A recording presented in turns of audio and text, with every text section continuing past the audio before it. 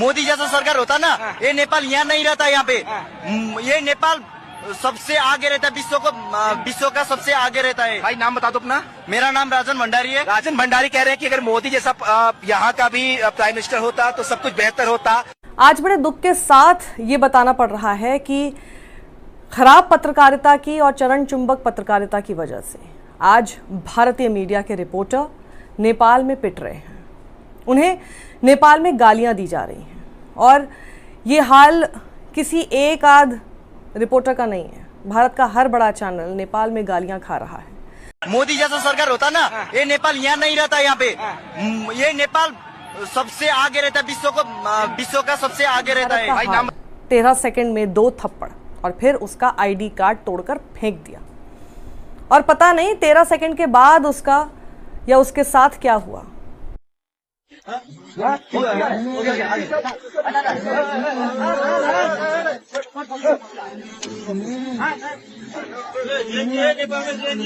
मोदी जैसा सरकार होता ना। इतना क्यों पसंद आ गए? लीडर ही तो है।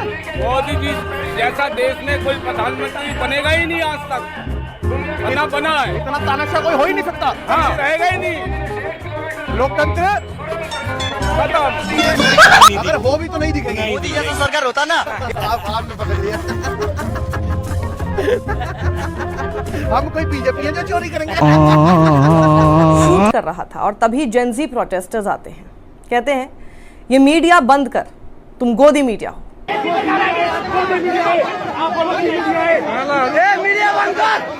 रिपोर्टर दूर जाने लगता है क्योंकि उसे अंदेशा हो गया था कि उसके साथ मैनहैंडलिंग भी हो सकती है, लेकिन वहां से जाता कहां। उसे प्रोटेस्टर्स की बात सुननी ही पड़ी और रिपोर्टर कहता है हम आपके दुश्मन नहीं हैं, हम आपके भाई हैं। हम आपके दुश्मन नहीं है, हम आपके भाई हैं। प्रोटेस्टर्स कहते हैं भाई हैं? भाई लिपुलेख में दिखना चाहिए था ना। भाई है, भाई लिपुलेख में दिखाना चाहिए था ना। प्रोटेस्टर्स आगे कहते हैं ये नेपालियों का मामला है, हम खुद निपटाएंगे, इसमें भारत की गोदी मीडिया का कोई काम नहीं है। गोदी मीडिया शब्द वहां सुनाई दिया। ये नेपाली का समस्या है, नेपाली स्वयं निकालेंगे, कोई भारतीय आज तक नेपाल में क्या हो रहा है। फिर एक प्रोटेस्टर कहता है मैं सभी नेपालियों की तरफ से बताना चाहता हूं ये आंदोलन सोशल मीडिया बैन की वजह से नहीं है, भ्रष्टाचार मेन मुद्दा था, परिवर्तन की लड़ाई थी। रिपोर्टर कहता है सही बात है। समग्र नेपालियों की तरफ से ये बोलना चाहता हूँ कि ये सोशल मीडिया बंद हुआ इसीलिए आंदोलन नहीं हुआ है। नेपाल में करप्शन है, सरकार के प्रति नेपाली जनता का वितृष्णा है, इसीलिए आंदोलन है ये। फिर आंदोलनकारी एक लड़का कहता है आज तक नेपाल के सबसे भ्रष्टाचारी नेता का इंटरव्यू कर रहा है। रिपोर्टर कह रहा है हम ऐसा नहीं कर रहे हैं। मैंने भी कल आज तक में देखा था उपेंद्र यादव का इंटरव्यू ले रहे वो लोग, उससे भ्रष्ट नेता कोई नहीं है देश में। आप लोग ऐसे पुराने नेताओं का इंटरव्यू नहीं, अभी नए लोगों का जो है किसी नेता का इंटरव्यू मैं कल आज तक नहीं देखा, मैं दिखा देता हूँ। फिर आंदोलनकारी कहता है मैं आपको दिखाऊं, कल मैंने खुद आज तक में देखा था। आंदोलनकारी लास्ट तक कहता है हमें गोदी मीडिया की जरूरत नहीं है, हम अपना मामला खुद सुलझा लेंगे। और इसके बाद रिपोर्टर फाइट फॉर नेशन कहकर चला जाता है। मैं कल आज तक नहीं देखा, मैं दिखा देता हूँ। ये नेपाली का समस्या है, नेपाली स्वयं निकालेंगे, कोई भारतीय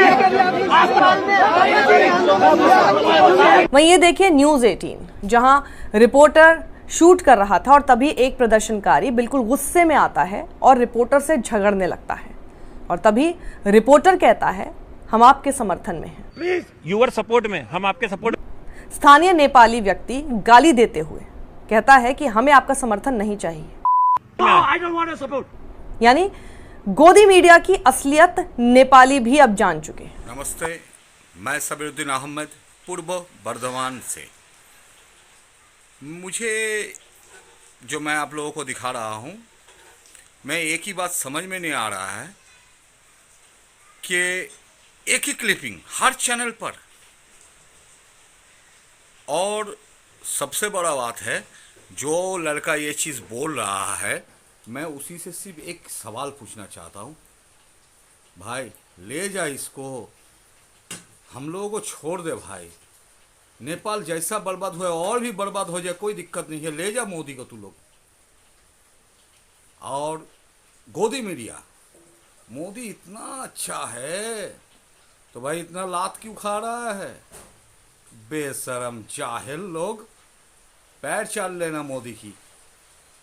वो इंसान तो झूठा है ही है जो अपने माँ को खुद गाली पहले देता जब तक माँ जिंदा थी मुझे लगता था कि शायद बायोलॉजिकली मुझे जन्म दिया गया है।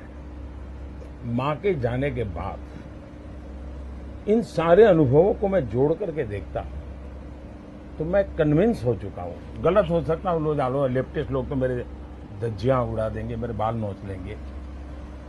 मैं कन्विंस हो चुका हूँ कि परमात्मा ने मुझे भेजा है।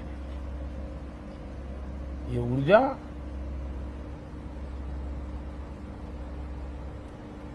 बायोलॉजिकल शरीर से नहीं मिली है। ये ऊर्जा ईश्वर ने मुझसे कुछ काम लेना है, इसलिए मुझे विधा। सही में आज मुझे बहुत अफसोस होता है क्यों नेहरू जी भारत के पहले प्रधानमंत्री बने। बहुत ज्यादा दुख होता है। सरदार वल्लभ भाई पटेल को भारत के पहला प्रधानमंत्री बनाना चाहिए था। ये बात हर टाइम बीजेपी लोग सही कहते हैं। अगर सरदार वल्लभ भाई पटेल अगर पहले प्रधानमंत्री बन जाता तो ये जैसे जैसे हिंदू महासभा, आरएसएस, ये बीजेपी वाले आज जिंदा नहीं रहते। आज सबको सरदार वल्लभ भाई पटेल खत्म कर देता और हिंदुस्तान बच जाता। आज भी आप लोग देखेंगे आसाम के मंच से झूठ बोल रहा है ये नालायक। 15